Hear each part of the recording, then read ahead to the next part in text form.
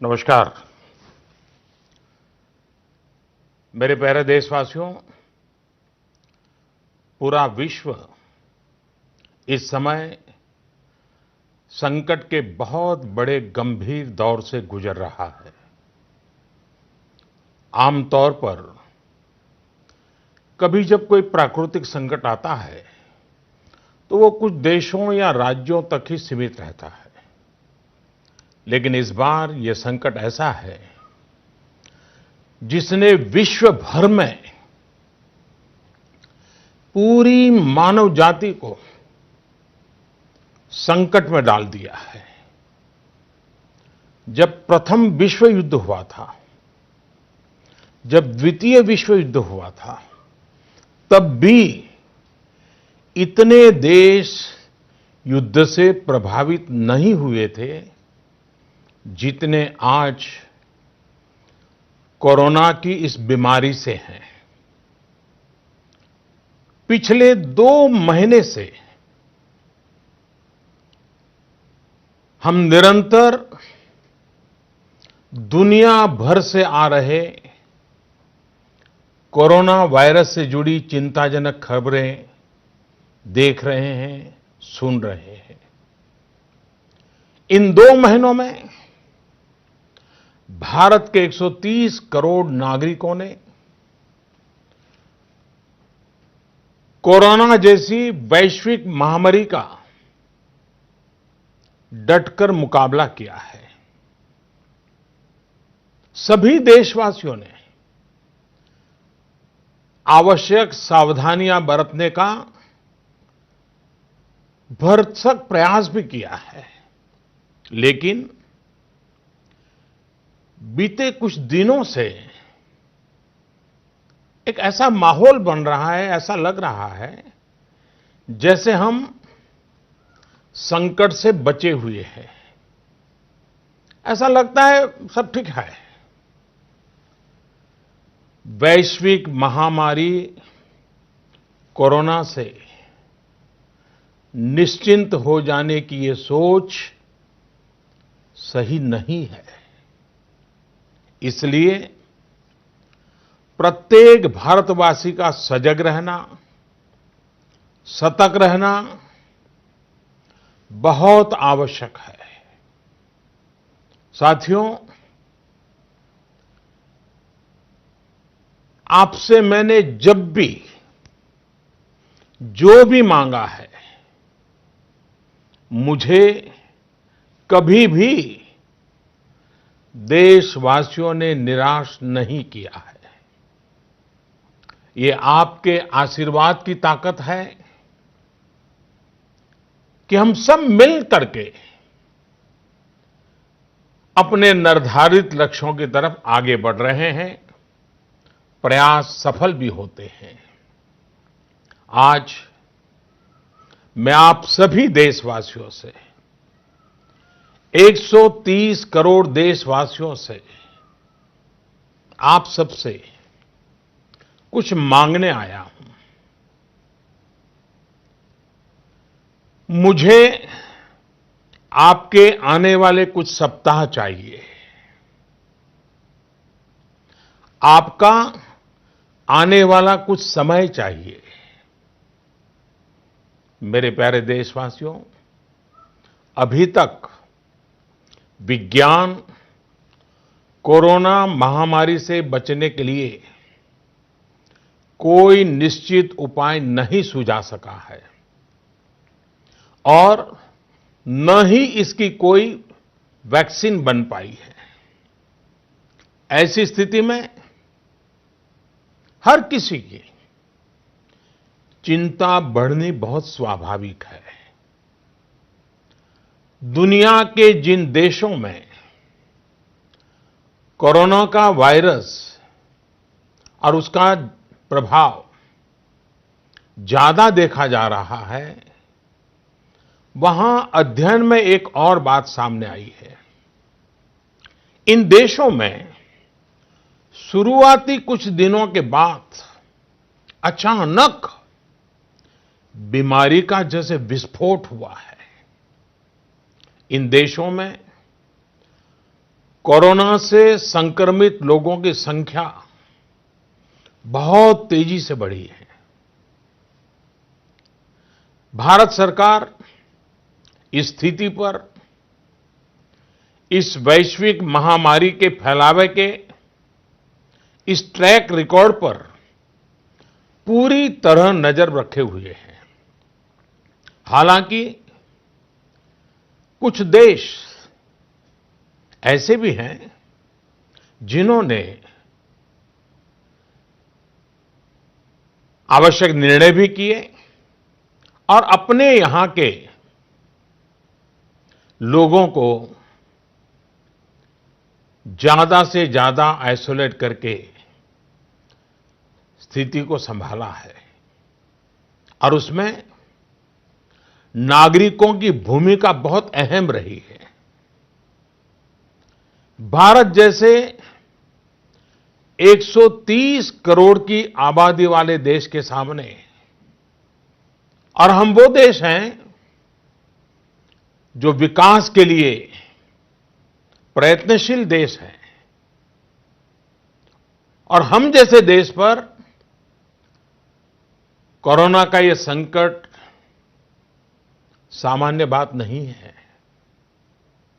आज जब बड़े-बड़े और विकसित देशों में हम इस वैश्विक महामारी का व्यापक प्रभाव देख रहे हैं, तो भारत पर इसका कोई प्रभाव नहीं पड़ेगा, ये मानना गलत है।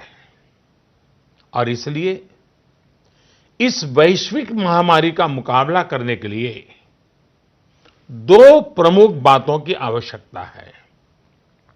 पहला, संकल्प, और दूसरा, संयम। संकल्प और संयम। आज 130 करोड़ देशवासियों को अपना संकल्प और दृढ़ करना होगा कि हम इस वैश्विक महामारी को रोकने के लिए एक नागरिक के नाते अपने कर्तव्य का पालन करेंगे। केंद्र सरकार, राज्य सरकारों के दिशा निर्देशों का पूरी तरह से पालन करेंगे। आज हमें ये संकल्प लेना होगा कि हम स्वयं संक्रमित होने से बचेंगे और दूसरों को भी संक्रमित होने से बचाएंगे। साथियों, इस तरह की वैश्विक महामारी में एक ही मंत्र काम करता है, हम स्वस्थ तो जग स्वस्थ। हम स्वस्थ तो जग स्वस्थ। ऐसी स्थिति में जब इस बीमारी की कोई दवा नहीं है, तो हमारा खुद का स्वस्थ बने रहना ये सबसे पहली आवश्यकता है। इस बीमारी से बचने और खुद के स्वस्थ बने रहने के लिए दूसरी अनिवार्यता है, वो है संयम। और संयम का तरीका क्या है?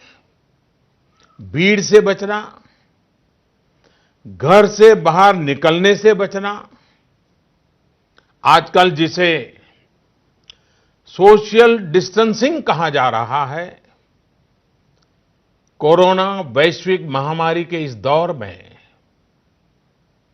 ये सोशल डिस्टेंसिंग ये बहुत ही ज्यादा आवश्यक है और कारगर भी है। हमारा संकल्प और संयम इस वैश्विक महामारी के प्रभाव को कम करने में बहुत बड़ी भूमिका निभाने वाला है। और इसलिए अगर आपको लगता है कि आप ठीक हैं, आपको कुछ नहीं होगा, आप ऐसे ही मार्केट में घूमते रहेंगे, सड़कों पर जाते रहेंगे और कोरोना से बचे रहेंगे, मैं समझता हूं ये सोच सही नहीं है। ऐसा करके आप अपने साथ और अपने प्रियजनों को, अपने परिवार के साथ अन्याय करेंगे।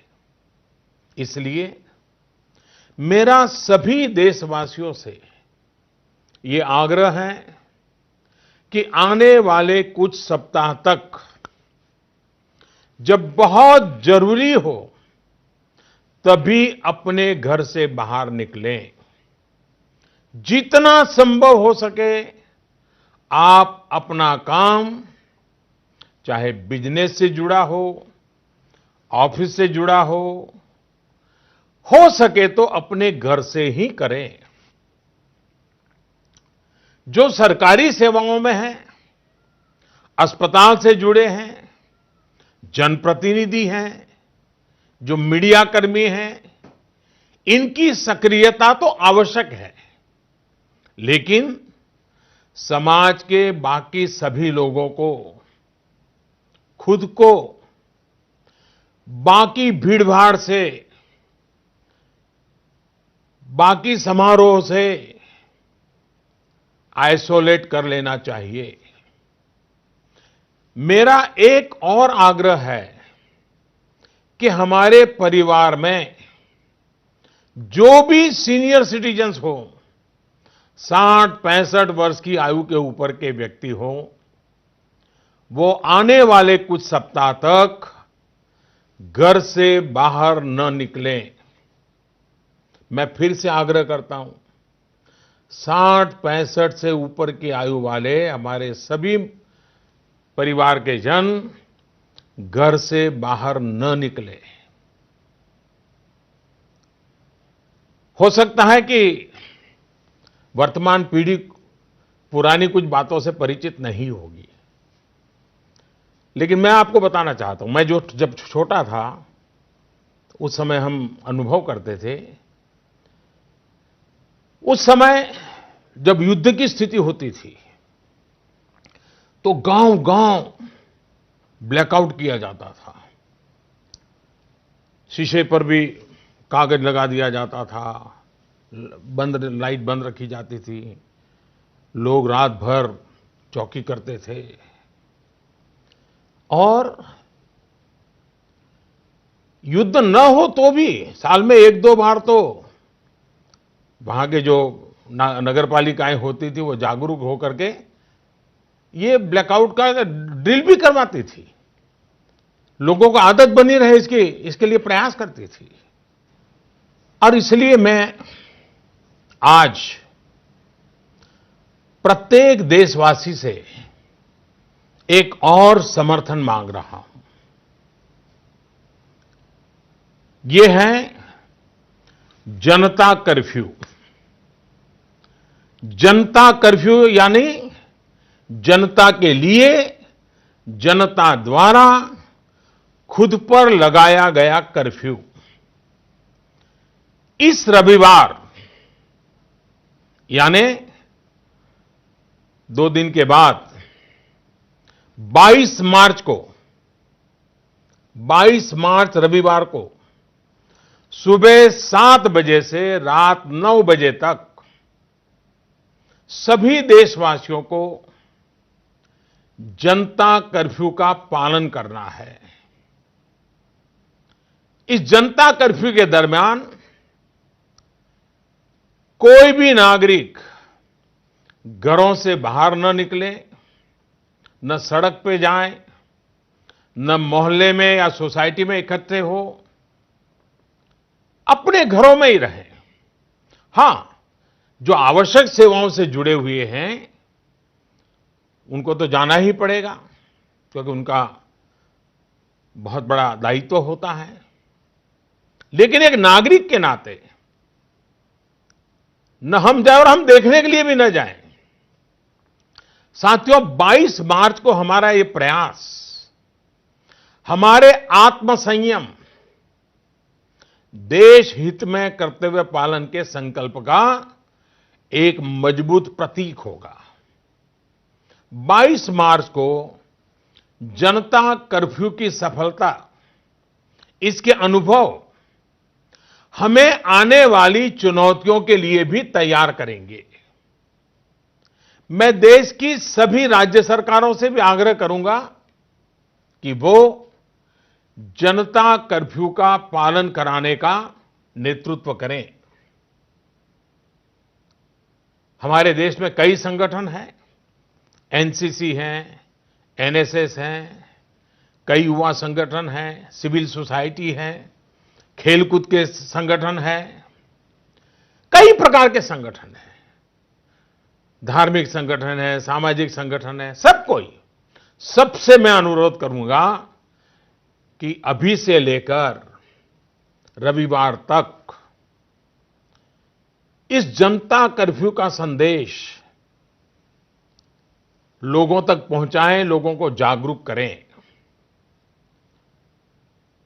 आप ये भी कर सकते हैं, हर दिन 10 नए लोगों को फोन करके आप इस वैश्विक महामारी के संबंध में नागरिक को करने वाले काम, जनता कर्फ्यू की बात उनको समझाएं, उनको बताएं।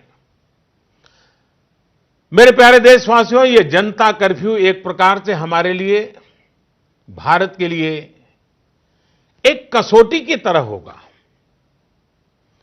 ये कोरोना जैसी वैश्विक महामारी के खिलाफ लड़ाई के लिए भारत कितना तैयार है, ये देखने और परखने का भी समय है। आपके इन प्रयासों के बीच जनता कर्फ्यू के दिन 22 मार्च को, रविवार को ही, मैं आपसे एक और सहयोग चाहता हूं। साथियों, पिछले 2 महीनों से लाखों लोग अस्पतालों में, एयरपोर्ट पर, दफ्तरों में, शहर की गलियों में दिन रात काम में जुटे हुए हैं। चाहे डॉक्टर हो, नर्सिस हो, हॉस्पिटल का स्टाफ हो, सफाई करने वाले हमारे भाई बहन हो, एयरलाइंस के कर्मचारी हो, सरकारी कर्मचारी हो, पुलिसकर्मी हो, मीडिया कर्मी हो, रेलवे, बस, ऑटो रिक्शा की सुविधा से जुड़े लोग हो, होम डिलीवरी करने वाले लोग हो, ये लोग अपनी परवाह न करते हुए दूसरों की सेवा में लगे हुए हैं। आज की परिस्थितियां देखें तो ये सेवाएं सामान्य नहीं कही जा सकती। आज खुद भी इनके संक्रमित होने का पूरा खतरा मोल लेते हैं।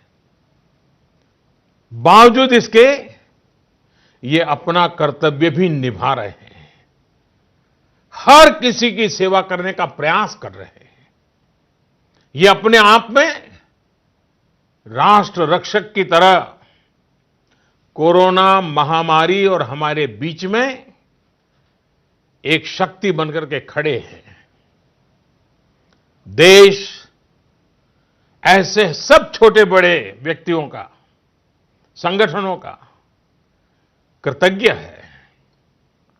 मैं चाहता हूं कि 22 मार्च रविवार के दिन हम ऐसे सभी लोगों को धन्यवाद अर्पित करें, और धन्यवाद अर्पित करने का तरीका भी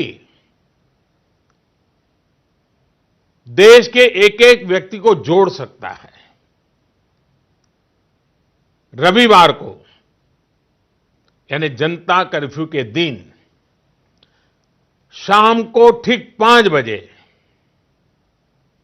हम अपने घर के दरवाजे पर खड़े होकर, या बालकनी में, या खिड़कियों के सामने खड़े होकर 5 मिनट तक, रविवार को शाम को 5 बजे 5 मिनट तक ऐसे लोगों का आभार व्यक्त करें। और आभार कैसे व्यक्त करेंगे? ताली बजा करके, थाली बजा करके, घंटी बजा करके, हम उनके प्रति अपनी कृतज्ञता व्यक्त करें, उनका हौसला बढ़ाएं, उनको सैल्यूट करें। पूरे देश के स्थानीय प्रशासन से भी मेरा आग्रह है कि 22 मार्च को 5 बजे सायरन की आवाज से इसकी सूचना लोगों तक पहुंचाए। सेवा परमो धर्म के हमारे संस्कारों को मानने वाले ऐसे देशवासियों के लिए हमें पूरी श्रद्धा के साथ अपने भाव व्यक्त करने चाहिए। साथियों, संकट के इस समय में आपको यह भी ध्यान रखना है कि हमारी आवश्यक सेवाओं पर, हमारे हॉस्पिटलों पर दबाव बढ़ना नहीं चाहिए, ताकि हमारी हॉस्पिटल की व्यवस्थाओं को, हमारे डॉक्टरों को, हमारे पैरामेडिकल स्टाफ को इस महामारी के लिए प्राथमिकता देने की सुविधा बने। और इसलिए मेरा सभी देशवासियों से आग्रह यह भी है कि रूटीन चेकअप के लिए अस्पताल जाने की हमारी जो भी आदत रही हो, उससे बचना चाहिए। जितना बच सके बचना चाहिए। आपको बहुत जरूरी लग रहा हो तो अपनी जान पहचान वाले डॉक्टर, आपके फैमिली डॉक्टर या अपने रिश्तेदारी में जो डॉक्टर हो, उनसे फोन पर ही उनसे आवश्यक सलाह ले ले। अगर आपने इलेक्टिव सर्जरी जो बहुत आवश्यक ना हो, ऐसी सर्जरी उसकी कोई डेट ले रखी है, तो मेरा आग्रह है कि इसे भी आगे बढ़वा दें, 1 महीना बाद की तारीख ले लें। साथियों, इस वैश्विक महामारी का अर्थव्यवस्था पर भी व्यापक प्रभाव पड़ रहा है। कोरोना महामारी से उत्पन्न हो रही आर्थिक चुनौतियों को ध्यान में रखते हुए सरकार ने, भारत सरकार के वित्त मंत्री के नेतृत्व में, फाइनेंस मिनिस्टर के नेतृत्व में सरकार ने एक कोविड-19 इकोनॉमिक रिस्पांस टास्क फोर्स, इसके गठन का फैसला लिया है। ये टास्क फोर्स सारे स्टेक होल्डर से नियमित संपर्क में रहते हुए, फीडबैक लेते हुए, हर परिस्थिति का आकलन करते हुए निकट भविष्य में फैसले लेगी। ये टास्क फोर्स ये भी सुनिश्चित करेगी कि आर्थिक मुश्किलों को कम करने के लिए जितने भी कदम उठाए जाएं, उन पर प्रभावी रूप से अमल हो। निश्चित तौर पर ये महामारी ने देश के मध्यम वर्ग, निम्न मध्यम वर्ग और गरीब के आर्थिक हितों को भी गहरी क्षति पहुंचा दी है।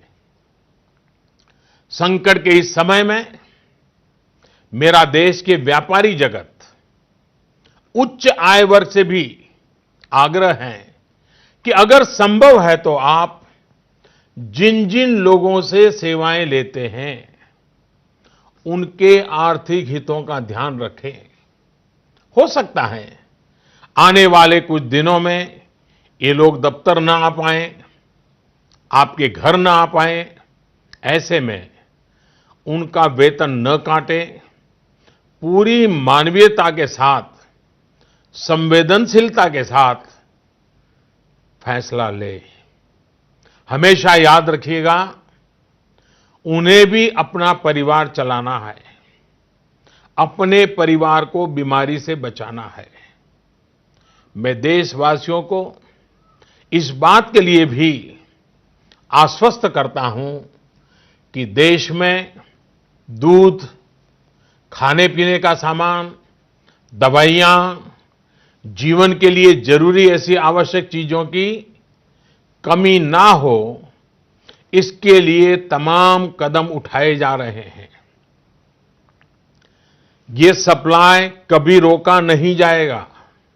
इसलिए मेरा सभी देशवासियों से ये आग्रह है कि जरूरी सामान संग्रह करने की होड़ न लगाएं। आप पहले जैसे करते हैं वैसे ही सामान्य रूप से ही खरीदारी करें। पैनिक बाइंग ये कतई ठीक नहीं है, उसको न करें।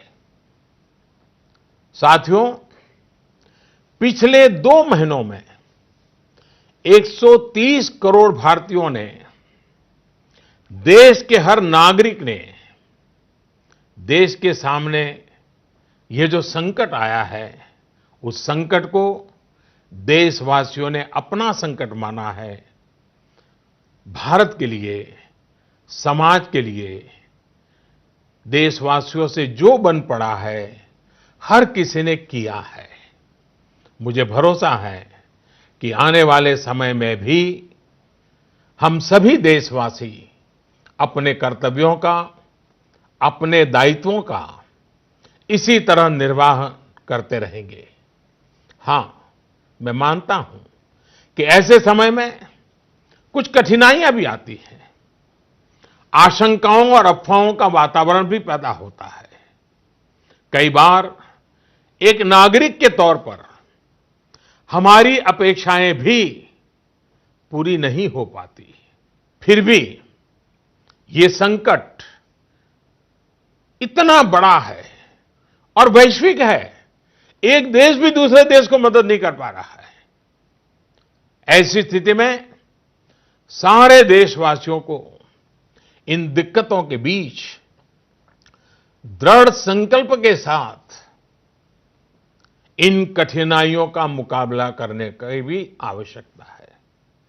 साथियों, हमें अभी अपना सारा सामर्थ्य खुद को बचाने के लिए, कोरोना से बचने के लिए ही प्राथमिकता देनी है। आज देश में केंद्र सरकार हो, राज्य सरकारें हो, स्थानीय निकाय हो, पंचायतें हो, जनप्रतिनिधि हो या फिर सिविल सोसाइटी, हर कोई अपने अपने तरीके से इस वैश्विक महामारी से बचने में अपना योगदान दे रहा है। आपको भी अपना पूरा योगदान देना है। ये आवश्यक है कि वैश्विक महामारी के इस वातावरण में मानव जाति विजयी हो, भारत विजयी हो। मेरे प्यारे देशवासियों, कुछ दिन में नवरात्रि का पर्व आ रहा है। ये शक्ति उपासना का पर्व है। भारत पूरी शक्ति के साथ आगे बढ़े, इस संकल्प को लेकर के आवश्यक संयम का पालन करते हुए आओ हम भी बचें, देश भी बचाएं, जग को भी बचाएं। फिर एक बार मैं आग्रह करूंगा, जनता कर्फ्यू के लिए मैं आग्रह करूंगा, सेवा करने वालों का धन्यवाद करने के लिए। आपका भी बहुत बहुत धन्यवाद।